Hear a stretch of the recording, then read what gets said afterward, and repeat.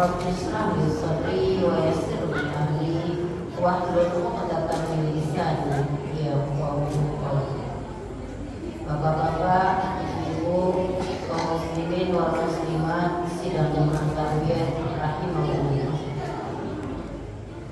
Awal kalam, marilah kita bersyukur kehadiran Allah Subhanahu wa taala yang telah melimpahkan nikmat-Nya yang berlimpah kepada kita semua sehingga kita masih bisa hadir di masjid yang megah ini di malam ketiga Ramadan 1445 Hijriah. Mudah-mudahan kaki yang kita langkahkan, tangan yang kita hadirkan dinilai ibadah oleh Allah Subhanahu wa taala. Amin ya rabbal alamin. Selanjutnya salawat beserta salam kita kirimkan pada arwah nabi kita Nabi besar Muhammad sallallahu alaihi wasallam. Allahumma shalli ala Muhammad wa ala ali Muhammad. Bapak-bapak, ibu-ibu sidang jamaah tarbiyah rahimahullah.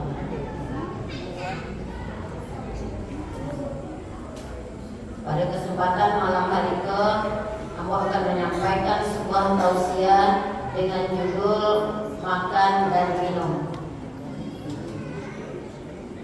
Makan dan minum adalah satu kegiatan yang harus dilaksanakan oleh manusia. Semua manusia butuh makan dan minum. Tanpa makan dan minum, manusia tidak bisa bertahan hidup. Tanpa makan dan minum, manusia tidak bertenaga melakukan semua aktivitas. Jadi manusia perlu makan. Agama Islam adalah agama yang sempurna. Sebegitu sempurnanya agama kita, agama Islam, sampai-sampai masalah makan juga diatur oleh Allah dan Rasul-Nya.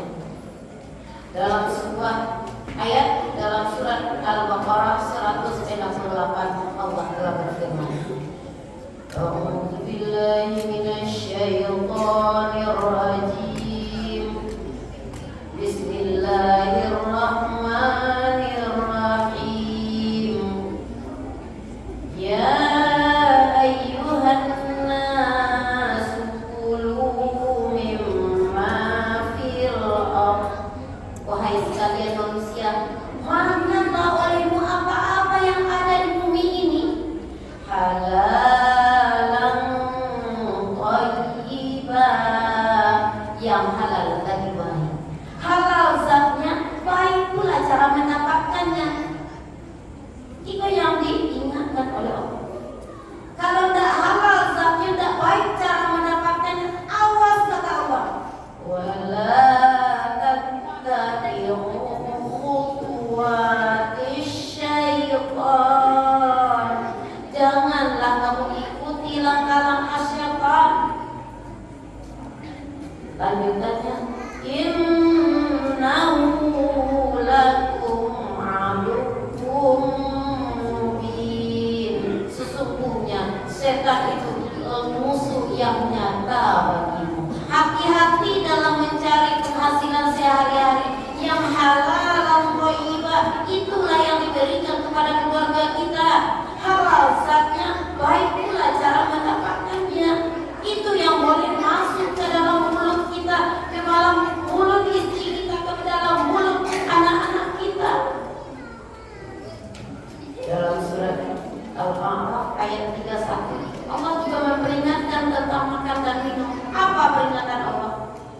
Bismillahirrahmanirrahim. Wa kulu washrabu wa la tusrifu. Makan dan minumlah kamu, tapi jangan berlebih-lebihan. Innahu la yuhibbul musrifin. Sesungguhnya Allah tidak suka kepada orang yang makan minumnya berlebih-lebihan. Makan tuh sekedarnya, seberapa dibutuhkan oleh tubuh. Nabi mengajarkan pelan-pelan waktu dibagi 3. Sapatigo untuk nan pade, sapatigo untuk yang cair, sapatigo goreng, sisakan untuk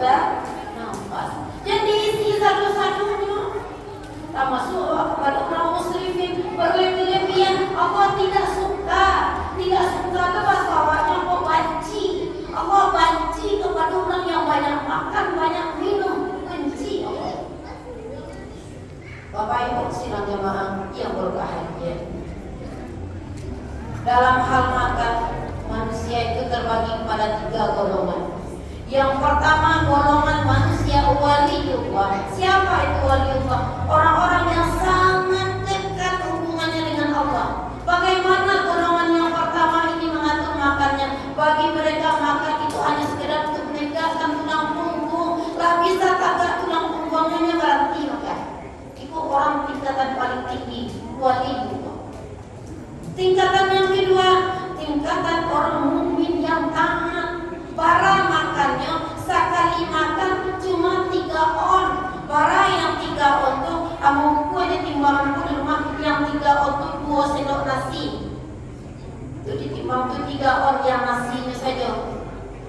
3 on pagi, 3 on tengah hari, 3 on malam. Berarti sehari itu berapa on makan? 9 on. Sampai 1 kilo? Tidak sampai 1 kilo. Itulah ukuran makan orang-orang mukmin yang taat. Tingkatan yang di bawah adalah tingkatan manusia kebanyakan. Bara makannya lebih dari 3 on. Bara makannya sampai begini kalason, bahkan lewat lo dari begini kalason. Itu manusia kebanyakan. Kira-kira bapak-bapak, ibu-ibu masuk golongan nomor 1, nomor 2, atau nomor 3? Tidak ada yang jawab. Bapak Ibu sidang jemaah yang berbahagia, makan melebihi batas kenyang. Kata Nabi itu namanya al-aklu fawqa syiba, artinya makan melebihi batas kenyang. Makan melebihi batas kenyang adalah perbuatan yang tidak baik, tidak elok, tidak rancak dalam Islam. Orang yang makannya melebihi batas kenyang. Menurut Imam Nawawi dan Imam Rafi'i, orang yang makan melebihi batas kenyang berarti dia berbuat sesuatu yang makruh, sesuatu yang dibenci oleh Allah. Itu menurut Imam Nawawi dan Imam Rafi'i. Tetapi menurut Imam Hanafi, makan melebihi batas kenyang itu hukumnya haram, tidak boleh apa dosa, kecuali dalam 3 hal. Apa tuh? Dan pertama, awak punya makan melebihi batas kenyang supaya kuat berpuasa esok hari, ya.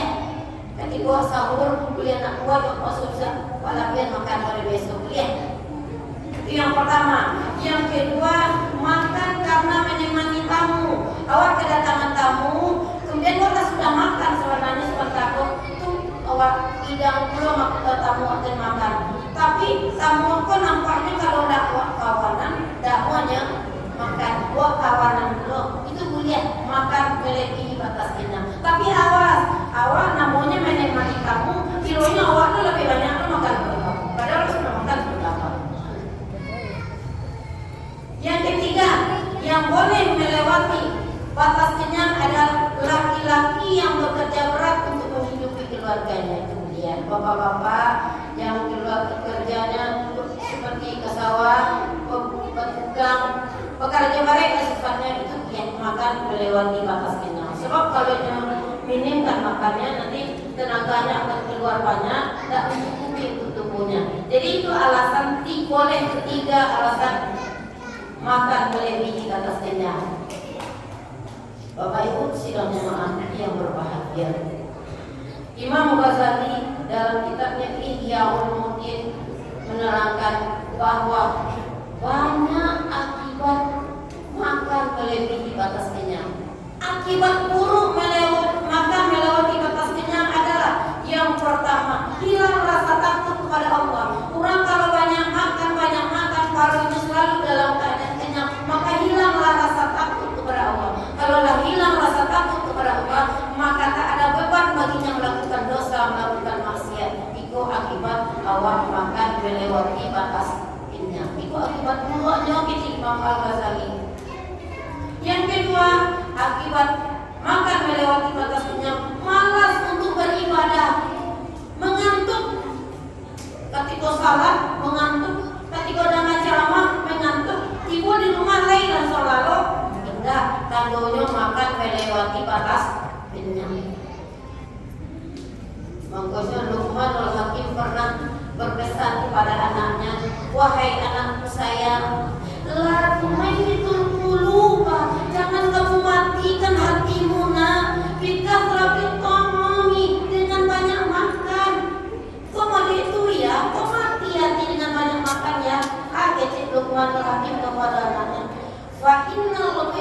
Allah kadzab. Sesungguhnya orang itu seperti tanaman.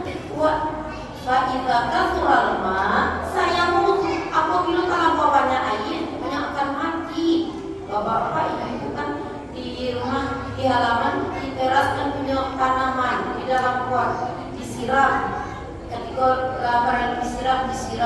Kalau di kapanang saya itu tarikannya berbakar yang siram lo dia. Kapanang saya itu tari akhirnya tanaman tadi menjadi mati. Orang yang banyak makan hatinya menjadi mati sehingga tidak bisa dikendalikan untuk melakukan ketaatan kepada Allah. Ini efek kedua karena makan melewati batas kenyang. Bapak Ibu sidang jemaah yang berbahagia. Yang ketiga akibat kekenyangan adalah datangnya sifat rakus tamak. Untuk awak senangnya sadonya di awak besokannya indah karena kau berbagi ke orang lain. Itu akibat buruk karena makan melewati batas kenyang. Dalam surat Al-Lail ayat 8 sampai 10 Allah telah berfirman, Bismillahirrahmanirrahim. Wa amma man bakhila wastaghna. Dan adapun orang-orang yang bakhil dan merasa dirinya kaya, merasa dirinya cukup, wa kadzdzaba bil husna, dan dia mendustakan rahmat karunia Allah. Fasanuyassiruhu lil usra, maka Allah mudahkan baginya jalan untuk mendapatkan kesulitan, kesengsaraan. Awak kalau cekik merasa cukup tak mau berbagi, maka akan mudah mengalami kesulitan, kesengsaraan, kemeranaan dalam hidup ini. Na'udzubillahi min dzalik, akibat makan sering melewati batas kenyang. Yang keempat, akibat makan melewati batas kenyang, tertutupnya hati dari kebenaran. Acobana dengan ceramah agama, tapi tingkat ibadahnya segitu-segitu saja. Ketaatannya kepada Allah tidak meningkat sedikit pun. Itu artinya hati sudah tertutup kebenaran. Akibat perut selalu dalam keadaan kenyang. Masuk suap, keluar tidak. Yang harusnya masuk di suap, menancap di tangan, dia bau kebuka, diturunkan ke hati, kemudian menjadi amalan dalam kehidupan sehari-hari. Harusnya seperti itu. Kalau awak tidak melewati batas kenyang. Ahli sufi mengatakan perut yang kenyang itu seperti perut seperti periuk mendidih, di hatinya ada hati. Periuk ada yang agak sudah tidak hatinya ada hati. Diangai-angailah hati tadi oleh air mendidih dalam periuk tadi. Apa akibatnya? Hati tadi mengeluarkan daki. Orang yang selalu dalam keadaan kenyang, hatinya berdaki. Hatinya tidak berhasil, kumuh. Kalau hatilah berdaki, maka lahirlah sifat merasa sempurna, merasa ketinggian, merasa paling hebat, merasa paling pintar, merasa berkuasa, merasa paling kuat. Itulah akibat makan melewati batas kenyang. Akhirnya awak seperti hewan kecil Allah. Dalam surat Al-A'raf ayat 139. Bismillahirrahmanirrahim. Wa laqad zara'na li jahannama katsiran minal jinni wal ins. Sungguh-sungguh akan kami lemparkan mereka ke dalam neraka jahanam, sebagian dari jin dan manusia. Seperti apa sifat mereka yang akan dilemparkan ke neraka jahanam itu? Lahum qulubun la yafqahuna biha.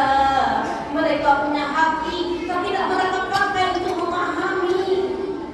Walahum a'yunun la yubsiruna biha. Mereka punya mata, tapi tidak mereka pakai untuk melihat karunia Allah. Walahum adhanun la yasma'una biha.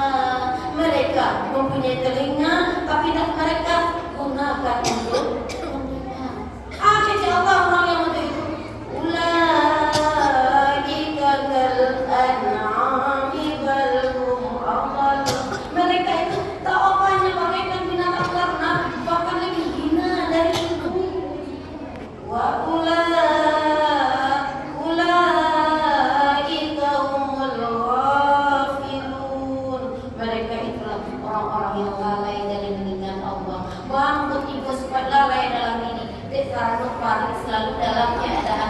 kenyang. Awak makan selalu melewati batas kenyang. Akhirnya awak tidak seperti binatang ternak atau bahkan lebih hina. Bapak Ibu sidang jemaah yang berbahagia, yang kelima, akibat makan melewati batas kenyang kecil Imam Al-Ghazali adalah mengundang penyakit fisik. Banyak penyakit dalam badan kode gara-gara awak tak bisa mengendalikan nafsu makan. Apa penyakit fisiknya? Yang pertama, banyak gas, buang angin setahu. Boleh mengecek khususi ke dia jadi buang angin. Kecek dokter di rumah sakit kalau buang angin itu tanda sehat. Kalau buang angin sekali-sekali itu tanda sehat. Tapi di duduk di mata tak selalu buang angin itu tidak tanda sehat. Banyak sampah di dalam dapur, tidak diolah jadi terlalu banyak makan. Terlalu banyak makan karbohidrat yang padat-padat sehingga tidak terolah sehingga berkumpul sampah. Sehingga buang gas. Kalau mendaki orang buang gas. Makan melewati batas kenyang. Kemudian yang kedua, sulit bernafas. Siapa yang sulit bernafas? Terlalu banyak makan karbohidrat yang padat-padat, nasi, roti. Pokoknya yang padat-padat yang mengandung karbohidrat biasanya yang sulit bernafas. Waktu sulit bernafas, awak kalau terlalu banyak makan karbohidrat itu di dalam tubuh menghasilkan CO2, namanya orang PPA, karbon dioksida udara kotor. Kalau banyak udara kotor di dalam badan awak, kekurangan O2, oksigen udara bersih. Kurang oksigen di dalam badan awak, akhirnya awak susah bernafas.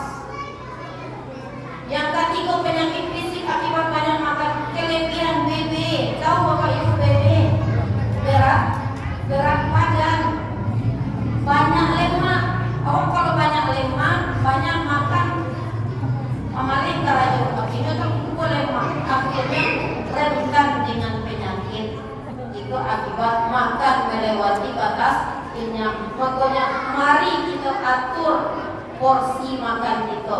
Minimal awak tingkatan nomor 2, 3 on pagi, 3 on siang, 3 on malam. Jadi dia sampai sekali makan 3 jam. Itu makan melebihi batas kenyang. Bapak Ibu sidang jemaah yang berbahagia, di masa Rasulullah dulu pernah beliau menjalin persahabatan dengan Raja Mesir. Kemudian Raja Mesir itu menghadiahi beliau seorang dokter untuk menetap di kota Madinah. Kecek Raja Mesir, wahai Muhammad Rasulullah, jika kamu hadiahkan itu seorang dokter, gajinya aku yang menggaji. Tapi nya raja di kota Madinah ditampai orang Islam.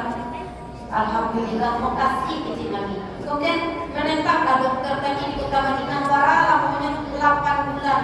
Lah 8 bulannya menetap di kota Madinah, hilang akal dokter itu. Waktu hilang akalnya, tidak satu pun orang Islam yang sakit. Sehingga suatu sore mengejekkan Nabi Muhammad, ya Muhammad Rasulullah, aku bisa pulang kampung atau Mesir balik. Waduh, tidak ada fungsi yang mau disibur. Aku di Mesir dibutuhkan mana sudah aris yang malam orang aku sakit. Tapi kalau 8 bulan namun di kota Madinah, wah aku tidak ada orang Islam yang sakit. Ejek Nabi, kami umat Islam ini hanya makan ketika lapar, berhenti sebelum kenyang. Makanya kami sehat. Itu jawaban Nabi.